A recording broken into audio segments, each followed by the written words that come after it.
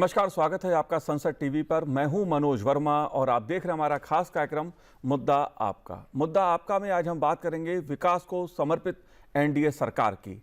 इस मुद्दे पर बात इसलिए करेंगे क्योंकि प्रधानमंत्री नरेंद्र मोदी ने तीसरी बार प्रधानमंत्री पद की शपथ लेने के बाद जो 2 फैसले लिए हैं वह महत्वपूर्ण संदेश दे रहे हैं।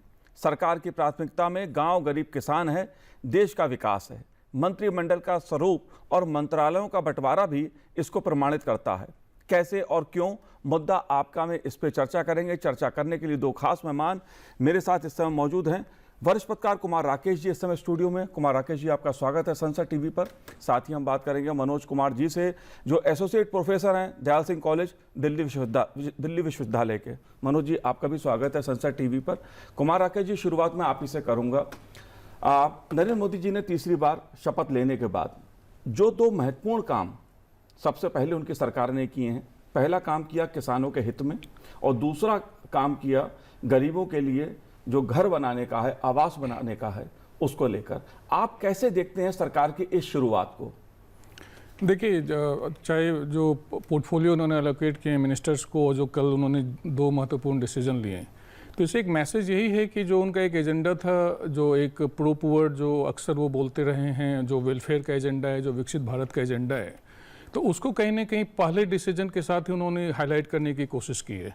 जैसे कल जो पहला फाइल उन्होंने साइन किया था वो यही था कि 9 करोड़ से ज़्यादा किसानों को 20,000 करोड़ रुपए ट्रांसफ़र किया उन्होंने किसान निधि, जो उनकी स्कीम चल रही है। और जो पहला कैबिनेट का जो कल डिसीजन था वो यही था कि 3 करोड़ गरीबों के लिए, चाहे वो रूरल एरियाज़ में हो या अर्बन एरियाज़ में, उनके लिए घर बनाने की बात है। तो जो मैसेज है वो यही है कि जो उनका जो एजेंडा रहा है पिछले 10 सालों में, कि सरकार जो अक्सर वो बोलते हैं कि प्रो पुअर सरकार है, सरकार का हर डिसीजन के जड़ में कहीं ना कहीं गरीबों का हित है। तो मैसेजिंग यही है कि एक नई सरकार आई है, लेकिन जो उसका फोकस है, जो इम्फेसिस है, वो वही है जो पुरानी सरकारों का रहा है, जो विकसित एजेंडा है उनका, डेवलपमेंट का एजेंडा है। जी बिल्कुल, मंत्रालयों का जो बंटवारा हुआ है उसके हिसाब से भी मैं आपसे समझने की कोशिश करूंगा। लेकिन मनोज जी, आप कैसे देखते हैं प्रधानमंत्री नरेंद्र मोदी जी का इस बात पे जोर रहा है कि विकसित भारत, जो 2047 का लक्ष्य रखा है, विकसित भारत देश को बनाना है और उसके लिए उनकी सरकार ने विकास को प्राथमिकता में रखा है, चाहे बात गांव, गरीब, किसान की हो या घर बनाने की हो या टेक्नोलॉजी की बात हो। आप कैसे देखते हैं? देखिए वर्मा जी, सबसे पहले तो कल की जो राजनीतिक घटना, खास करके जो एलोकेशन हुआ है, और ये हर पार्टी जब संसद में जब जीत के आती है तो अपना टीम का बनाना, विभाग का डिस्ट्रीब्यूशन करना, ये एक रूटीन वर्क होता है। लेकिन इस सरकार का जिस प्रकार से जो विभाग का डिस्ट्रीब्यूशन हुआ है और जिस प्रकार से लोगों को आवंटित किया गया, तो मुझे लगता है कि अब अगर पिछले 10 साल के कार्य को अगर आप देखिए प्रधानमंत्री जी का, जिस प्रकार से उन्होंने 2014 से लेकर 24 तक, इस बीच में 2014 का इलेक्शन और 19 का इलेक्शन, उसमें विकास सबसे प्रबल मुद्दा उनका रहा है और उस पर उन्होंने काम किया है। चाहे इंफ्रास्ट्रक्चर का हो, चाहे वो गरीब की जो बात करते हैं, अंत्योदय की बात करते हैं। आप देख सकते होंगे कि इसके पहले जब चुनाव के पहले भी पार्लियामेंट में उन्होंने बोला था कि उनके लिए इस देश में 4 ही मतलब वर्ग है जिसको हमको एड्रेस करना है, जिसमें उन्होंने गरीब की बात की, किसान की बात की, युवा की बात की और महिला की बात की। तो कल का जो जिस प्रकार से उन्होंने आके सबसे पहले किसान निधि का जो उन्होंने डिस्ट्रीब्यूशन किया और फिर से दूसरा जो एलोकेशन किया कि जो 3 करोड़ मकान शहरी और ग्रामीण क्षेत्र में बनाए जाएंगे, तो मुझे लगता है कि ये 10 साल का जो काम है, जो उन्होंने संकल्प लिया है, और उसी संकल्प को ध्यान में रखते हुए आपको कल से वो काम दिखना शुरू हुआ। और आज आप देख सकते हैं किस प्रकार से सारे जो भी मंत्री हैं सब लोग अपने अपने टाइम पे जाके अपने कार्य को संभाला है और जिस प्रकार से चल रहा है, तो मुझे लगता है कि कहीं कोई ब्रेक नहीं है। वो चाहे इसके पहले भी एनडीए की सरकार थी और आज की भी एनडीए की ही सरकार है। तो मैं ये कह सकता हूँ कि इस सरकार की जो नीति है विकसित भारत बनने की, जो इंफ्रास्ट्रक्चर डेवलपमेंट की, जिसमें सबका साथ और सबका विकास का जो शुरू से लेते हुए चलते आ रहे हैं, मुझे लगता है कि उसी को ये लेके आगे चलेंगे। राकेश जी, मंत्रालयों के बंटवारे की अगर मैं बात करूं तो उम्मीद की जा रही थी कि बहुत बड़ा परिवर्तन देखने को मिलेगा, लेकिन ऐसा लगता है कि प्रधानमंत्री नरेंद्र मोदी जी ने जिस तरह से बंटवारा किया है वो देश के विकास की जो गति बढ़ी है पिछले 10 सालों में, उसको बनाए रखना चाहते हैं, उसको और तेज करना चाहते हैं। आप कैसे देखते हैं जो मंत्रालयों में मंत्रिमंडल का गठन हुआ है और मंत्रालयों का जिस तरह से बंटवारा किया है, आप कैसे देखते हैं, क्या संदेश है इसका? देखिए 10 सालों में पहली बार एक कोलिशन की सरकार बनी है, बीजेपी की इस बार मेजोरिटी आई नहीं। तो एक कयास लगाया जा रहा था कि इससे कहीं ना कहीं बीजेपी की पकड़ मजबूत हो कमज़ोर होगी, या जो इनके कोलिशन पार्टनर हैं वो विभागों के मामले में दखलंदाजी ज़्यादा करेंगे। तो जो एनडीए की मीटिंग हुई थी 3 दिन पहले मोदी जी के आवास पर हुई, तो वहीं से एक मैसेज गया कि एनडीए एक कोहेसिव अलायंस है। और जो ये बाद में खबरें आने लगी कि कोई स्पीकर का पोस्ट मांग रहा है, कोई कुछ और डिपार्टमेंट मांग रहा है, ऐसा अगर उनके लोगों से बात करें तो ऐसा कहीं कुछ था नहीं। और जो कल अगर पोर्टफोलियो एलोकेशन की आप बात देखें तो जो टॉप 4 मिनिस्टर्स हैं, चाहे होम मिनिस्टर अमित शाह हैं, या डिफेंस मिनिस्टर राजनाथ जी हैं, या फिनांस मिनिस्टर हैं, या एक्सटर्नल अफेयर्स मिनिस्टर हैं, उनको कंटिन्यू किया गया है। तो मैसेज यही है कि जो हमारा एजेंडा है उस पर हम पूरी तरह से कायम हैं। जो कुछ पोर्टफोलियोज एलायंस को भी मिले हैं, लेकिन अगर आप देखिएगा तो जो की स्ट्रेटजिक मिनिस्ट्रीज है वो बीजेपी के पास है। और एलायंस की तरफ से भी ऐसी कोई बात सामने आई नहीं है कि उनको कहीं कोई नाराज़गी है। ऐसा लगता है कि आज की तारीख में सारे लोग खुशी हैं।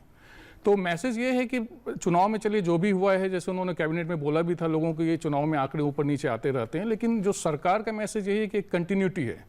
जो पिछली जो सरकार थी, जो उसका जो एजेंडा था, जो उसके जो की ड्राइवर थे, जो बड़े लोग थे जो उस एजेंडा को चला रहे थे, उन पर अभी भी सरकार का, प्राइम मिनिस्टर का विश्वास पूरी तरह से कायम है और उस एजेंडा पर सरकार स्थिर है। जी मनोज जी, बात अगर नीतिगत मुद्दों की मैं करूं, क्योंकि प्रधानमंत्री नरेंद्र मोदी जी के पास जो मंत्रालय हैं उसमें कार्मिक लोक शिकायत और पेंशन मंत्रालय, परमाणु ऊर्जा विभाग, अंतरिक्ष विभाग और जो सभी महत्वपूर्ण नीतिगत मुद्दे हैं वो प्रधानमंत्री जी के पास हैं। आप कैसे देखते हैं, क्योंकि पिछले 10 सालों की अगर मैं बात करूं तो नीतिगत मुद्दों पर जिस तरह से फैसले लिए गए, मजबूत और स्पष्ट फैसले लिए गए, और लगता यह है कि प्रधानमंत्री जी उस परंपरा को आगे भी जारी रखना चाहते हैं। आप कैसे देखते हैं इस पहलू को, जो प्रधानमंत्री जी के पास मंत्रालय हैं, बात चाहे मैं परमाणु ऊर्जा की करूं या अंतरिक्ष की करूं, आप कैसे देखते हैं? देखिए वर्मा जी, ये प्रधानमंत्री का डिस्क्रिशनल पावर होता है कि, और उनके अपने विवेक पे होता है कि हम अपना कौन सा विभाग किसको देना चाहते हैं। लेकिन ये परंपरा रही है जो अभी जो आपने मंत्रालय के नाम लिए, जो पीएम के पास है, वो पिछले भी अगर सरकार में देखिए तो दोनों बार उन्हीं के पास रही हैं और उसी को कंटिन्यूस में उन्होंने लेके रखा है। और मैं फिर एक बात ये कहना चाहूँगा कि देखिए एक चीज़ हमें समझना होगा कि हम 3 लोकसभा चुनाव लड़ लिए, देख लिए, 14 का, 19 का और 24 का, लेकिन इस तीनों में जो कॉमन फैक्टर है वो है देश के प्रधानमंत्री नरेंद्र मोदी जी, जिनका एक अपना विजन है और 247 की जो हम लोग बात कर रहे थे उसको लेके काम कर रहे हैं। और ठीक है, इस बार मैंडेट बीजेपी को सिंगल लार्जेस्ट पार्टी तो रूप में आई है, लेकिन उसे मैंडेट नहीं मिला। एनडीए को स्पष्ट जनादेश मिला है, प्रधानमंत्री जी के नेतृत्व में मिला है जी। तो एनडीए को जो बहुमत आया, तो मुझे लगता है कि नीतिगत मामलों में कहीं से भी ये सरकार झुकने वाली नहीं है। जो उसका एजेंडा है उसको लेके चलेगी। और हाँ, एक चीज और मैं कहना चाहूँगा कि जो ऑब्वियस है कि कोई भी चुनाव एक मैसेज देता है, एक मैंडेट देता है। तो इस प्रकार जिस प्रकार से जो जनता का मैंडेट आया, वो ऑब्वियस है कि जो सरकार में जो बैठे हुए लोग हैं इस चीज़ पे ध्यान रख रहे होंगे, सोच रहे होंगे कि आखिर हमारी कहाँ कमी रही कि हमने काम किया 10 साल, उसके बावजूद भी हमें इस तरीके का मैंडेट नहीं मिला। और मुझे लगता है कि जरूर आने वाले समय में इस नीतिगत मामलों से उसको वो लोग दूर करने का प्रयास करेगा, ताकि वो फिर से इस चीज़ को मेंटेन कर सके। जी राकेश जी, आप कैसे देखते हो कि मैं परमाणु ऊर्जा और अंतरिक्ष की बात इसलिए कर रहा हूं कि पिछले अगर 10 सालों में देखें तो ऊर्जा के क्षेत्र में भारत ने खासी प्रगति की है और अंतरिक्ष के मामले में भी भारत ने खासी प्रगति की है। चंद्रयान का उपलब्धि देश दुनिया ने देखी है। और इन दोनों विभागों का प्रधानमंत्री जी के पास होना, आप कैसे देख रहे हैं इसको? देखिए, एक तो जैसा हमारे साथी ने बोला कि ये जो डिपार्टमेंट हैं वो 2014 से ही मोदी जी के पास हैं। तो जैसे बाकी जगह कंटिन्यूटी का मैसेज है, तो यहाँ भी एक कंटिन्यूटी का ही मैसेज है। और अगर आप ये देखिएगा तो ये प्रधानमंत्री जी का एक फोकस भी रहा है कि स्पेस सेक्टर में, न्यूक्लियर सेक्टर में भारत और आगे बढ़े। स्पेस सेक्टर को उन्होंने ओपन किया। अब इनका एक गगनयान का मिशन चल रहा है, एक ह्यूमन लैंडिंग मून पर हो। और हमने देखा है कि जब भी कोई बड़ा प्रोजेक्ट होता है, जब भी कोई बड़ी लॉन्चिंग होती है, तो प्राइम मिनिस्टर खुद रुचि लेते हैं, वो जाते भी हैं वहाँ पर। इसरो भी कई बार गए हैं। तो काफ़ी एक महत्वाकांक्षी ये प्रोग्राम है सरकार का। और जब प्राइम मिनिस्टर खुद इन चीज़ों के चार्ज में रहते हैं तो कहीं ना कहीं उसमें एक जो ऊर्जा आती है वो एक अलग ऊर्जा होती है। तो जो इनका एक एम्बिशियस मिशन है उसको पूरी तरह से ये आगे ये बढ़ाएंगे। जैसे न्यूक्लियर सेक्टर की आपने बात बोली है, तो जो एक पूरे ग्लोबली एक चल रहा है कि जो फॉसिल फ्यूल के जो भी फुटप्रिंट है उसको कम किया जाए, न्यूक्लियर एनर्जी को बढ़ावा दिया जाए। तो इसमें भी एक मोमेंटम की ज़रूरत है। तो अगर ये मंत्रालय, ऐसे मंत्रालय अगर प्राइम मिनिस्टर के पास ही रहते हैं तो एक अच्छा मैसेज आता है। जी बिल्कुल। ऊर्जा और अंतरिक्ष के क्षेत्र में भारत एक पावर बने, शक्ति बने, आत्मनिर्भर बने, इस पर प्रधानमंत्री जी का हमेशा से फोकस रहा है। मनोज जी, अगर अंतरिक्ष की बात करूं, क्यों अंतरिक्ष में भारत ने काफ़ी उपलब्धियां हासिल की हैं बीते 10 सालों में, आप कैसे देखते हैं उन उपलब्धियों को और आगे की राह कैसे देख रहे हैं?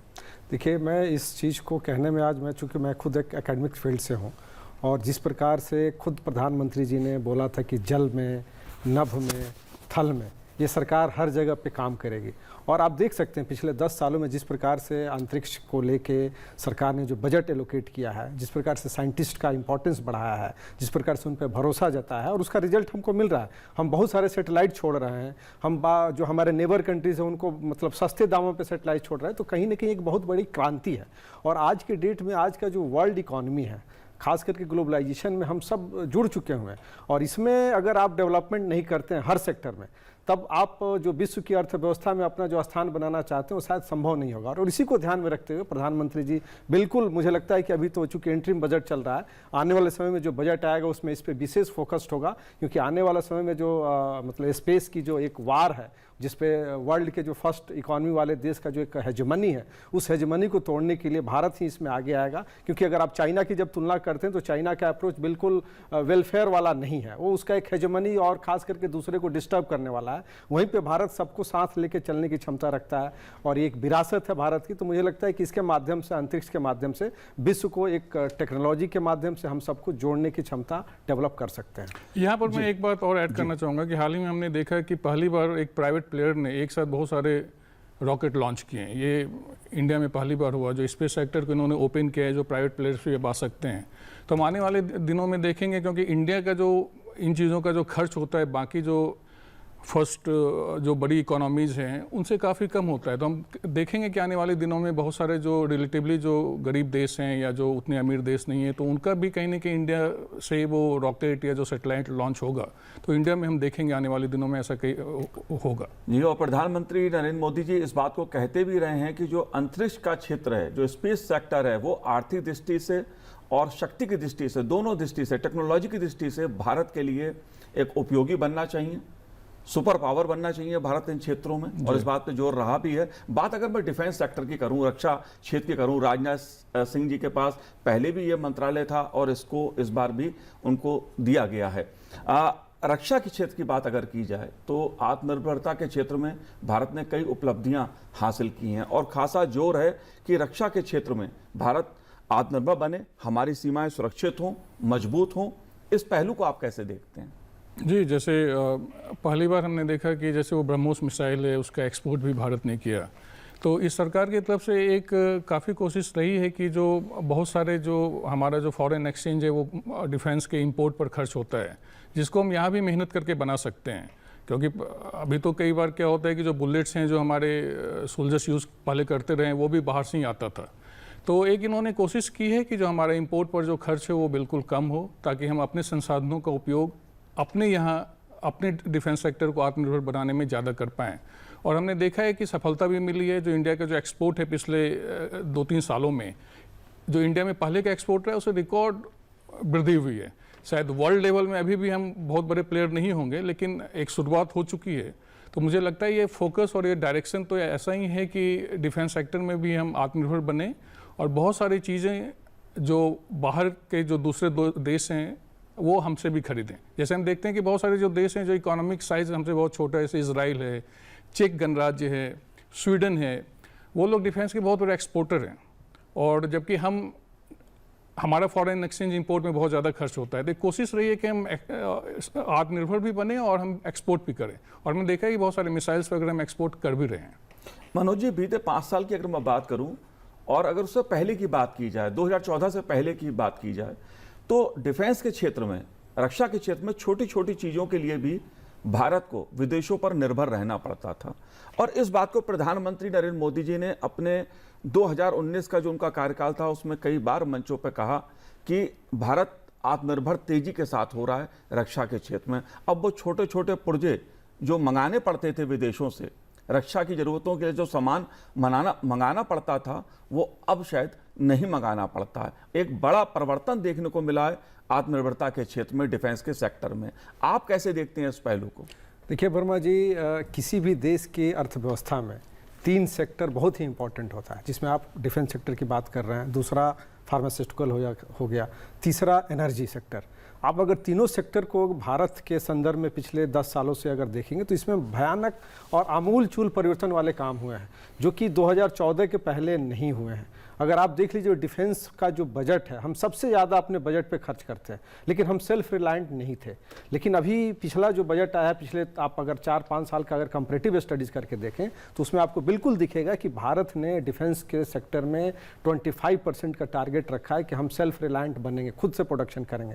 और उसका नतीजा है कि आज हम जो हमारा प्रोडक्शन बढ़ा है, जिसके चलते हम खुद से उस चीज़ को यूज़ कर पा रहे हैं। भारत से हमारा जो बाहर से जो इम्पोर्ट होता था उसमें कमी आई है। और मुझे लगता है कि जिस प्रकार से कंटिन्यूएशन में सरकार चल रही है, आने वाले समय में इसमें और परसेंटेज बढ़ेगी। और इतना ही नहीं, भारत अपने आवश्यकताओं की पूर्ति के साथ साथ जो छोटे जो हमारे नेबर कंट्रीज उनको भी हम इंपोर्ट कर सकते हैं, जिसके आधार पे हमारी जो अर्थव्यवस्था और जो सेल्फ रिलायंट का जो एक कंसेप्ट है कि हम हर सेक्टर में आत्मनिर्भर बनना चाहते हैं, चाहे डिफेंस हो, ऊर्जा हो या हमारा फार्मास्यूटिकल हो। क्योंकि इस तीनों में जब तक हम सेल्फ रिलायंट नहीं बनेंगे, हम सिर्फ कंज्यूमर बन के बैठे रहेंगे। और जिसका नतीजा ये होगा कि चाइना हमारा जो नेबर कंट्रीज है वो हमेशा इस ताक में बैठा हुआ है, किस प्रकार से भारत की पॉलिटिकल इंस्टेबिलिटी हो, कैसे वहाँ पे अर्थव्यवस्था डाउन हो, जिसके चलते हम अपने सामान को यहाँ पे पहुँचा सके, जो कि 2014 के पहले यही होते आया। और उसके पहले की सरकारों ने इस चीज़ पे ध्यान नहीं दिया।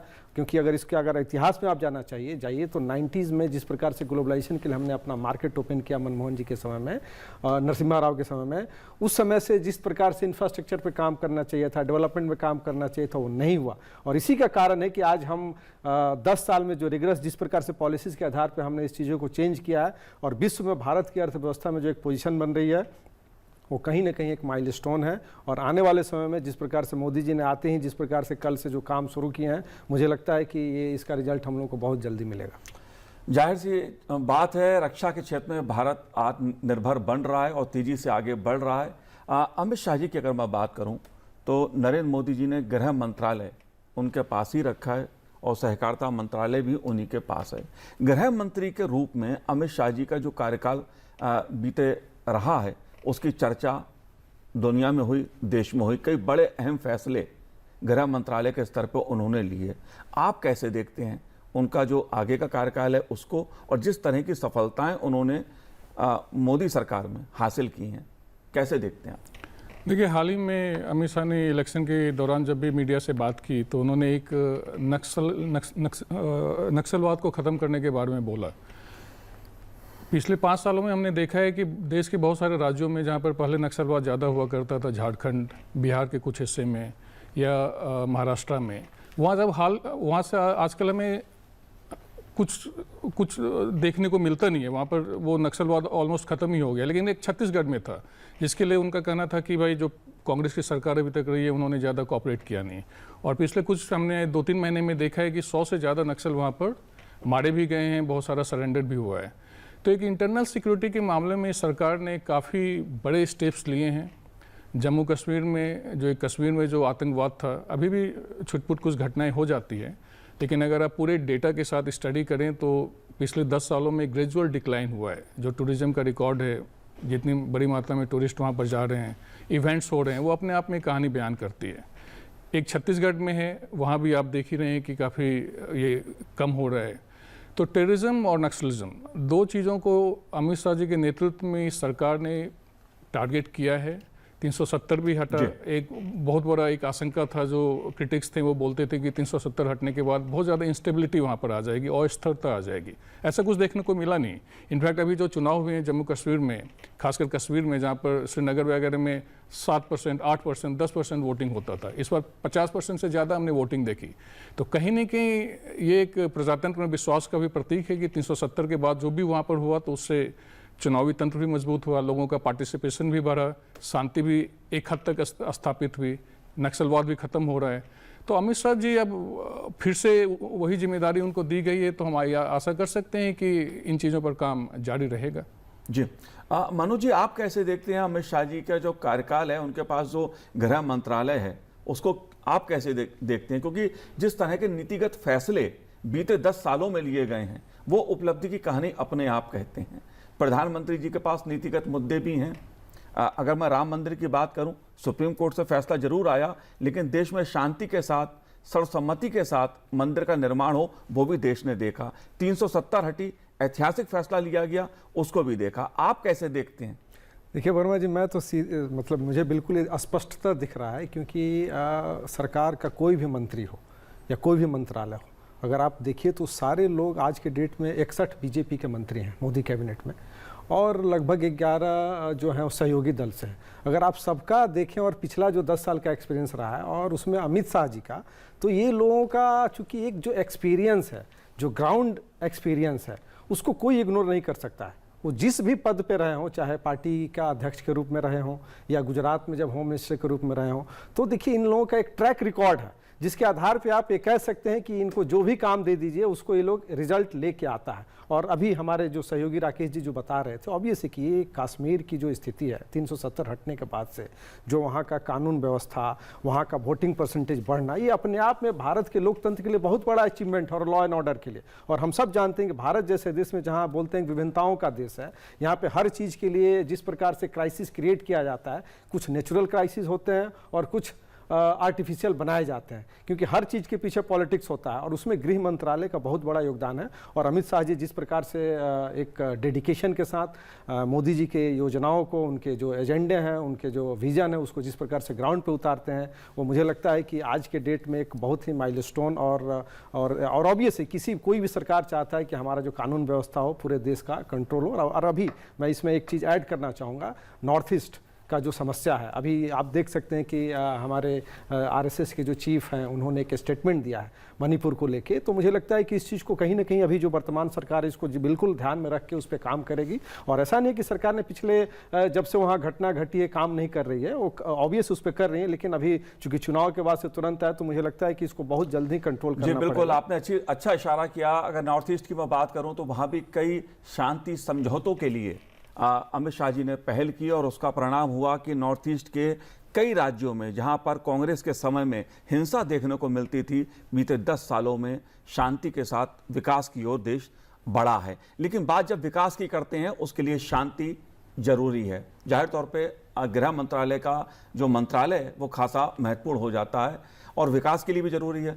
राकेश जी, अगर बात विकास की जाए, उसके लिए आधारभूत ढांचा, अच्छी सड़कें हों, अच्छे हाईवे हों, देश की अर्थव्यवस्था में एक अच्छी छलांग देश ने लगाई है। निर्मला सीतारमण जी के पास वित्त विभाग रहेगा, वित्त मंत्रालय उनके पास रहेगा। सड़क और परिवहन जो है वो नितिन गडकरी जी के पास ही रहेगा। विदेश मंत्रालय की बात अगर की जाए तो जयशंकर जी पे प्रधानमंत्री जी का भरोसा पहले भी था, और अभी भी प्रधानमंत्री जी ने भरोसा अपना बनाए रखा। आप कैसे देखते हैं? क्योंकि अंतर्राष्ट्रीय दृष्टि से विकास, आर्थिक पहलुओं की बात मैं करूं, ये महत्वपूर्ण संदेश है। जी, ये जो इन लोगों का जो कंटिन्यूशन रहा है अपनी मिनिस्ट्री में, कि वोट ऑफ ट्रस्ट है प्राइम मिनिस्टर की तरफ से, कि एक चुनाव के बाद जो रिजल्ट आए तो बहुत सारे जो लोगों का कहना था कि कहीं ना कहीं कोई चूक हुई है, तो इन सारे बातों को उन्होंने एक इग्नोर किया है। और मैसेज यही है कि भाई जो हमारे अच्छे लोग हैं, जो काम कर रहे हैं, उस पर मेरा पूरा विश्वास है। जैसे गडकरी जी को आप देखिए, तो पिछले 10 सालों में उनकी एक जो सरकार का जो विकसित भारत का एजेंडा है, तो उस विकसित भारत के एजेंडा का एक वो चेहरा बन के वो उभरे हैं, जो चाहे हाईवे का जो जाल पूरे देश में बिछा है, रोड नेटवर्क का बिछा है, तो उसके पीछे उनका एक योगदान माना जाता है।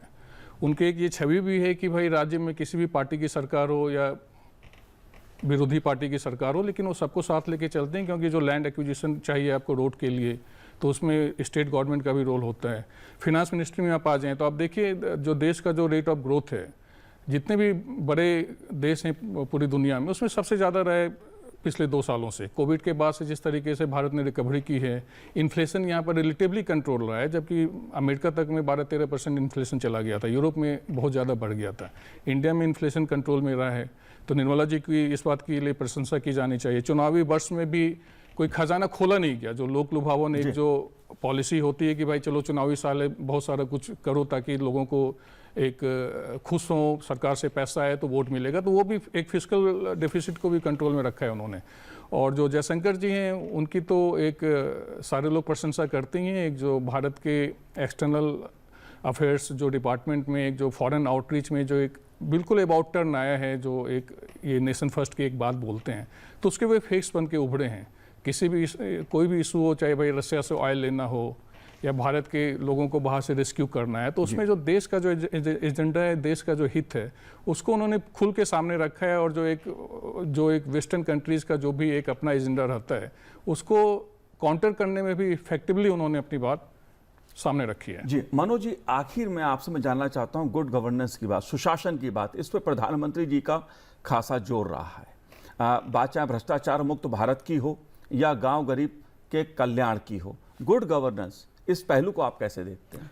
देखिए, किसी भी सरकार के लिए गुड गवर्नेंस बहुत ही इम्पॉर्टेंट विषय होता है, और उसमें खास करके प्रधानमंत्री नरेंद्र मोदी जी ने 2014 से जो गुड गवर्नेंस का जो कंसेप्ट लिया, वो आपको हर विभाग में दिखेगा।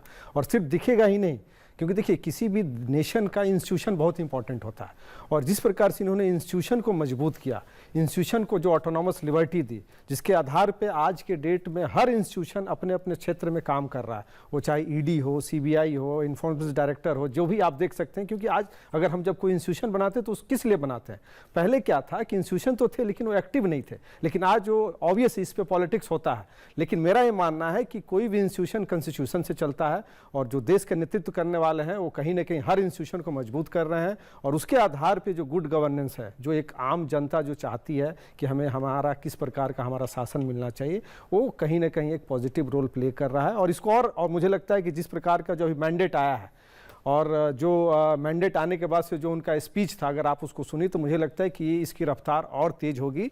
और क्योंकि दोनों जरूरी है, क्योंकि इस देश में 70-75 साल से जो समस्याएं बनी हैं, आखिर क्या कारण है कि हम उसको अभी तक दूर नहीं कर पाए, तो मुझे लगता है कि इन सब सारी चीज़ों को एड्रेस करेंगे। जाहिर सी बात हो, समाज के सभी वर्गों का आर्थिक सामाजिक दृष्टि से विकास हो, खासतौर से महिलाओं के उत्थान पर मोदी सरकार का बीते 10 साल भी फोकस रहा, और आने वाले समय में भी ये फोकस देखने को मिलेगा। कई मुद्दे ऐसे हैं जिन पर मोदी सरकार विकास के रास्ते पर देश को आगे ले जाना चाहती है, उसके एजेंडे में प्राथमिकता पर हैं। मनोज जी, राकेश जी, आपका बहुत बहुत शुक्रिया हमसे बात करने के लिए, बहुत बहुत धन्यवाद आप दोनों का। तो आज इस कार्यक्रम में इतना ही, मुझे दीजिए आज्ञा, नमस्कार।